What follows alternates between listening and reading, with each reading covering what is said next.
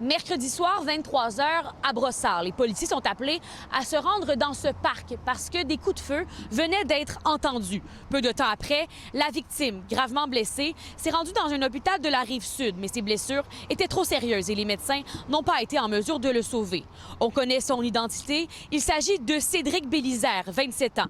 Les policiers partagent son nom dans le but de recevoir quelconque information du public qui pourrait être utile à l'enquête. On pense que diffuser son nom aujourd'hui pourrait aider l'enquête, c'est-à-dire que toute personne qui aurait de l'information sur avec qui M. Bélizaire se trouvait hier soir, dans quel contexte, pourrait nous aider à comprendre qui aurait malheureusement atteint à sa vie. Les enquêteurs et les techniciens en identité judiciaire s'affairaient aujourd'hui à recueillir un maximum d'éléments de preuve dans le vaste terrain de stationnement du parc.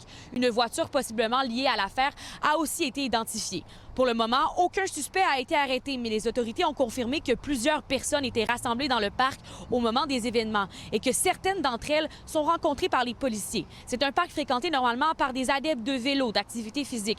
Mais aussi, un voisin nous confiait que certains viennent ici pour utiliser la descente vers l'eau pour faire du bateau sur le fleuve. Cette nuit, ils m'ont réveillé pour visionner les caméras. Est-ce qu'il y avait quelque chose sur vos caméras?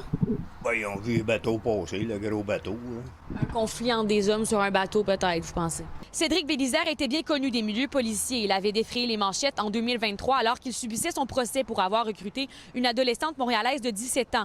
Il lui avait fait vivre l'enfer en la battant et en la forçant à se prostituer. À l'époque, il avait été acquitté de tous les chefs en matière de proxénétisme parce que la jeune femme avait renié certaines parties de sa version lors du procès. Il avait finalement été reconnu coupable de voies de fait et de menaces de mort dans un contexte conjugal, mais avait également écopé de plusieurs peines d'emprisonnement au cours des dernières années. Cédric Bélizaire devient ainsi la 6e victime de meurtre à survenir sur le territoire du service de police de l'agglomération de Longueuil cette année. Anne-Sophie Jobin, TVA Nouvelles, à Brossard.